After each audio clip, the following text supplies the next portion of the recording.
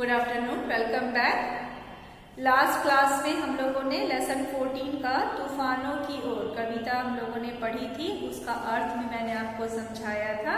उसमें मैंने आपको बताया था सदर प्रसंग अर्थ बुक एक्सरसाइज में यानी पेज नंबर 79 में जो दिया हुआ है उसके अलावा बुक के जो 4 कॉलम आपकी कविता के हैं उसको भी आप तैयार करेंगे। जरूरी नहीं है कि एक्सरसाइज से ही आएगा।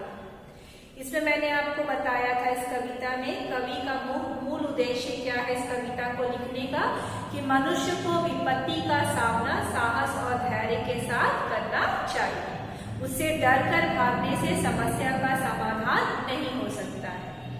मूल उद्देश्य उनके लिखने का कवि हैं आपके शिवमंगल सिंह सुमन।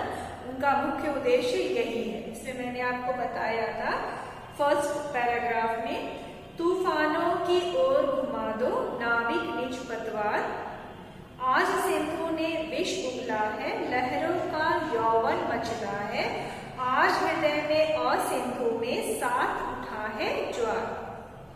यहाँ कवि जो है आपको अपने जीवन में मुसीबत का सामना साहस और धैर्य के साथ करने को कह रहे हैं, और उसी साहस और धैर्य के साथ आप अपने जीवन की चुनौतियों का सामना करें। आपको सफलता अवश्य मिलेगी। समुद्र में जितनी भी लहरें उठती हैं और जितने वो जो है मनुष्य के मुसीबत का प्रतीक है। वही उसने कहा आज सिंधु ने विष उगला है, यानी समुद्र में बहुत जोर का तूफान आया। ऐसा लग रहा है जैसे वो जहर उगल रहा हो। समुद्र की जो लहरें हैं वो भी मचल रही हैं, जैसे दोनों ने सोच रखा हो सागर और उसकी लहरों ने कि मनुष्य को आज पराजित करना है। इस विकट स्थिति में आपको साहस और धैर्य के साथ आगे बढ़ना है। आज कवि ने यहाँ पर विकट स्थिति में मानव के सामने इस विकट स्थिति को रखा है, और वो कहता है अपने बल ताकत और बुद्धि से इस मुसीबत का सामना करो। लहरों के स्वर में कुछ बोलो इस अंधड़ में साहस दो। लहरें जैसे उठ रही हैं, आवाज कर रही हैं, तुम भी उसके आवाज में आवाज मिलाओ। उसकी आवाज में तुम्हारी आवाज दबनी नहीं चाहिए, यानी तुम उससे घबराओ नहीं। इस अंधड़ में साहस दो। तेज की हवा बह रही है तो भी तुम अपने साहस से उसको रोको। कभी कभी मिलता जीवन में तूफानों का प्यार। मनुष्य को अपनी बुद्धि, अपनी क्षमता, अपने बल प्रदर्शन का मौका कभी कभी ही मिलता है। इस मौके को तुम जाने मत दो। यह असीम निज सीमा जाने, सागर को भी यह पहचाने, मिट्टी के पुतले मानव ने कभी न मानी हार। लहरें जो है वो अपनी सीमा जानती हैं। यह असीम निज सीमा जाने, असीम जिसकी कोई सीमा नहीं है। ऐसी लहरें हैं, सागर को लहरें पहचानती हैं, और मनुष्य जो मिट्टी का बना हुआ है इस सागर की लहरों से डरने वाला नहीं है। वह इसका सामना पूरे धैर्य के साथ करता है, और तुम्हें करना चाहिए। सागर की अपनी क्षमता है पर माझी भी कब थमता है। सागर जो है अपनी साहस सामर्थ्य पहचानता है, और माझी जो मल्लाह है वो उससे डरकर भागेगा नहीं। यहाँ पे माझी जो है वो मानव जाति का प्रतीक है। जब तक सांसों में स्पंदन है, जब तक मेरी सांस में सांस चलेगी, जब तक मैं जीवित रहूंगा, उसका हाथ नहीं रुकता है। वो अपने पतवार को, माझी जो है अपने पतवार से नाव को आगे बढ़ाता ही जाता है। यानी वहां पे कवि कह रहे हैं कि मनुष्य को के अंदर जब तक लड़ने की शक्ति है, सामर्थ्य है, उसको लड़ना चाहिए। आसानी से मुसीबत से हार नहीं मानना है। इसके बल पर कर डाले सातों सागर पार, तूफानों की ओर घुमा दो नाविक निज पतवार। आज तुम्हारे अंदर, हाथों के अंदर इतनी ताकत है कि तुम 7 समुद्र पार भी अब आसानी से जा सकते हो। तो ये ऐसा संभव इसलिए हो पाया क्योंकि तुमने कभी मुसीबत के सामने या तूफानों के सामने हार नहीं मानी, और उसका आज ये परिणाम है, फल है कि तुम आसानी से एक देश से 7 समुद्र पार स्थित दूसरे देश में भी जा सकते हो। यानी कहने का अर्थ है तुम अपनी अंदर की ताकत को पहचानो और मुसीबतों का सामना करना सीखो। मनुष्य के जीवन में ये मुसीबत के समय अपने धैर्य को प्रदर्शित करने का मौका कम ही मिलता है, तो इस मौके को तुम जाने मत दो। यहाँ तक हम लोगों ने कंप्लीट किया था। उसके बाद मैंने आपको कहा था कविता की पंक्तियां पूरी करें। अभ्यास है पेज नंबर 78, नंबर 2 आपका होमवर्क है, इसको आप बुक से ही करेंगे। पेज 78 प्रश्न नंबर 2।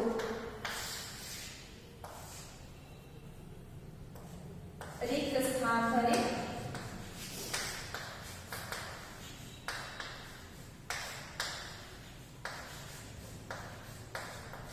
ये आपका होमवर्क रहेगा, पेंसिल से करिएगा, बुक में पेन नहीं करेंगे, ठीक है।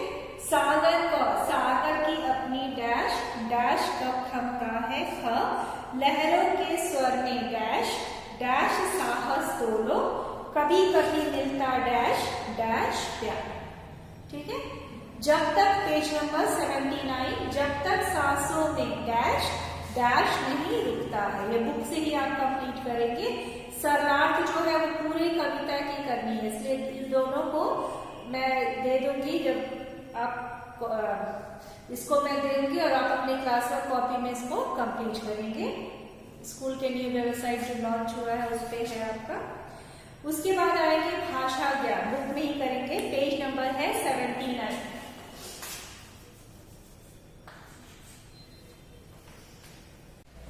उसके बाद हम लोग आते हैं भाषा ज्ञान। भाषा ज्ञान में आपका फर्स्ट क्वेश्चन जो दिया है उसको करेक्शन कर लीजिएगा। उसमें निम्नलिखित द्वित्व व्यंजनों से नए शब्दों का निर्माण करें। तो द्वित्व व्यंजन कहाँ पे लिखा हुआ है,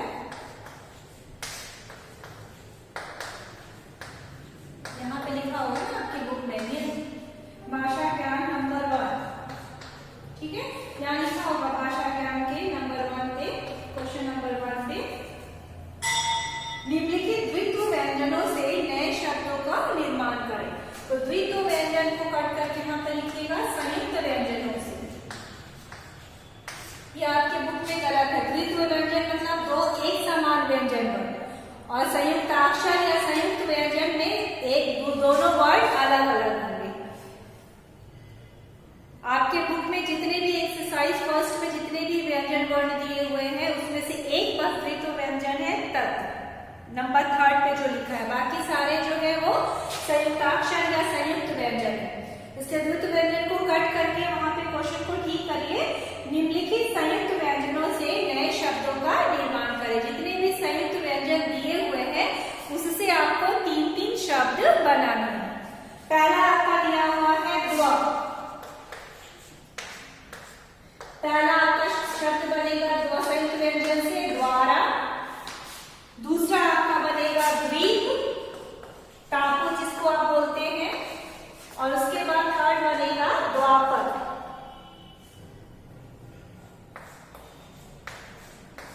द और व संयुक्त है द्वापर, ये द लिख करके उसी में व लिखिएगा। द्वापर युग, कृष्ण के समय में ये द्वापर युग था।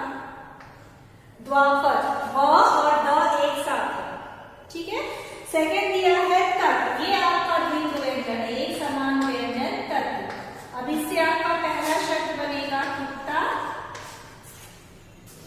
पत्ता, छत्ता।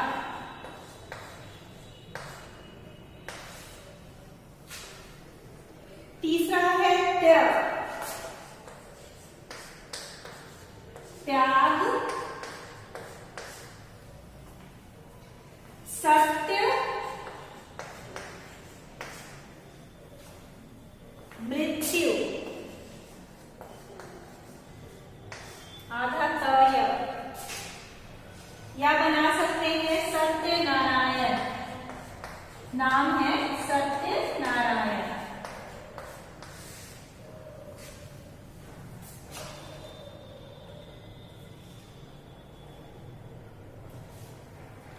और लास्ट दिया हुआ है स्त्र।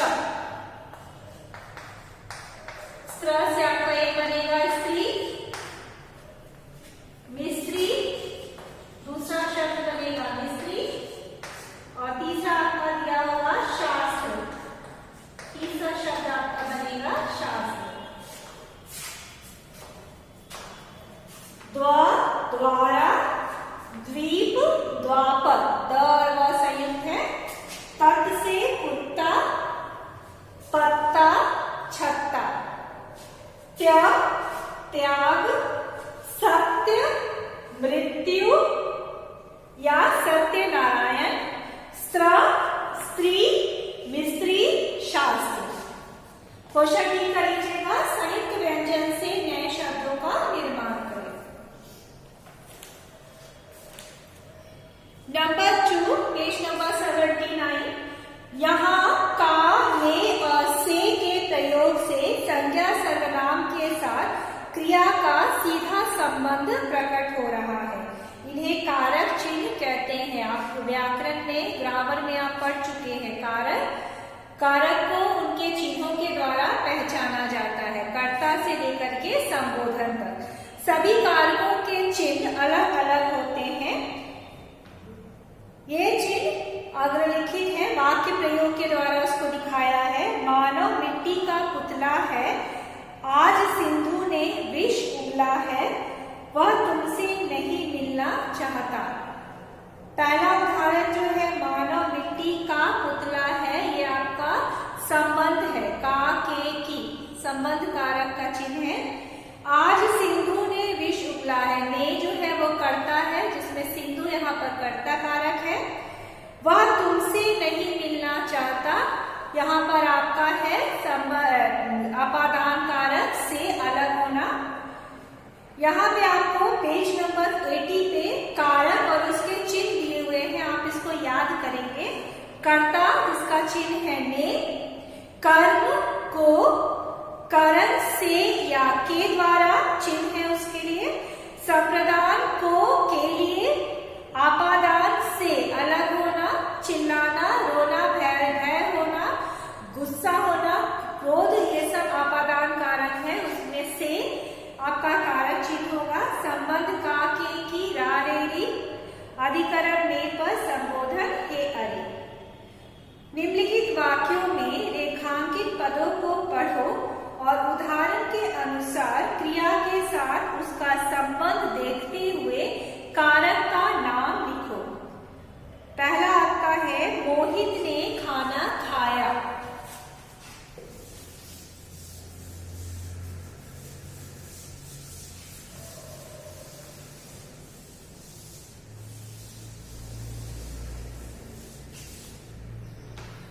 मोहित ने खाना खाया, इसमें ने जो है वो कर्ता कारक है, का चिन्ह है।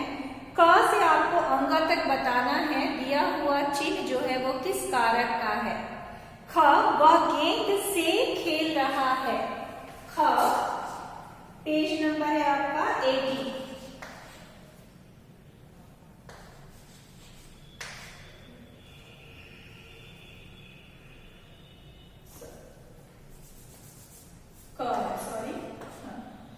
वह गेंद से खेल रहा है।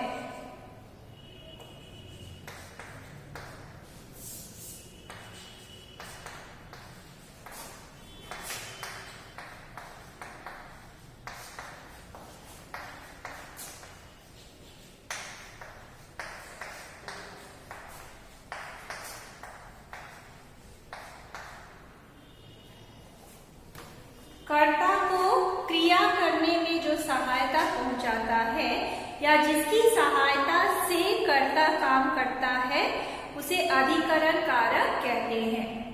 तो लड़का जो है वो गेंद से खेल रहा है, तो खेलने में उसकी सहायता कर रहा है गेंद, तो गेंद यहाँ पर क्या है, करण कारक है। जो कर्ता को काम करने में सहायता पहुंचाए उसे करण कारक कहते हैं, जिसकी सहायता से कर्ता काम करता है। राम ने रावण को मारा, कर्ता जो है वो यहाँ पे क्या है, राम, उसका चिन्ह लगा हुआ है ने, ठीक है, तो ये सेकेंड वाला जो एग्जाम्पल दिया हुआ है, राम ने रावण को मारा,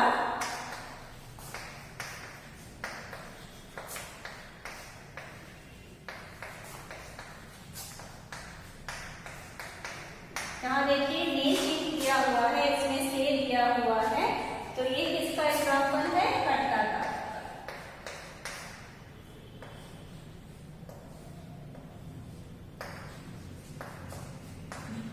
काम करने वाला कर्ता कारक। तीसरा है इस पुस्तक को वहां रख दो।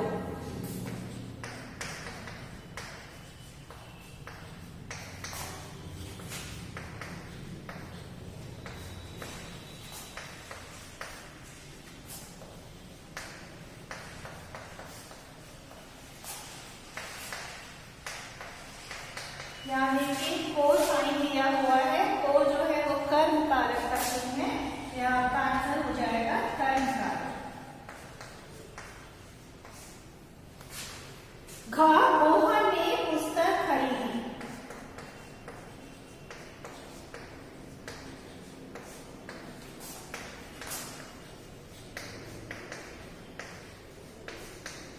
साइन से कर्ता के चिन्ह के द्वारा कर्ता पहचाने जाते हैं। देखिए फिर नहीं लगा हुआ है, तो यहाँ पे नहीं किसका चिन्ह है, कर्ता का।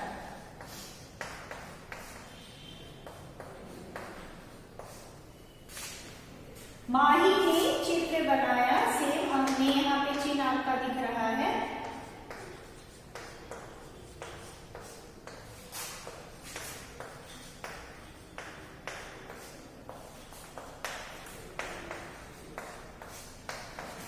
फिर यहाँ पे सेम आंसर हो जाएगा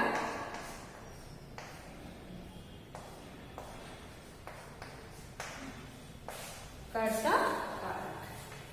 ठीक है, तो चिन्हों के द्वारा कर्ता कारक पहचाने जाते हैं। से, ने, को, ने, लास्ट वन ऑल्सो ने। तो कारक जो है उनके चिन्हों के द्वारा पहचाने जाते हैं। तो इस कविता में आपका संदर्भ प्रसंग हो गया, क्वेश्चन आंसर है। क्वेश्चन आंसर में आपका मौखिक भी है, लिखित भी है। न्यू चैनल पे मैं स्कूल के दे दूंगी, वहां से आप कंप्लीट करेंगे। इसमें मैंने रिक्त स्थानों की पूर्ति करी, ये जो आपका मैंने पोयम बोला है वो होमवर्क रहेगा आपका। संदर्भ प्रसंग अर्थ जो है वो भी आप कंप्लीट करेंगे कॉपी में, अपनी फेयर कॉपी में। तो यहाँ पे हम लोग का कंप्लीट होता है पहला लेसन सेमेस्टर 3 का, लेसन 14 तूफानों की ओर। नेक्स्ट क्लास में हम लोग उसके आगे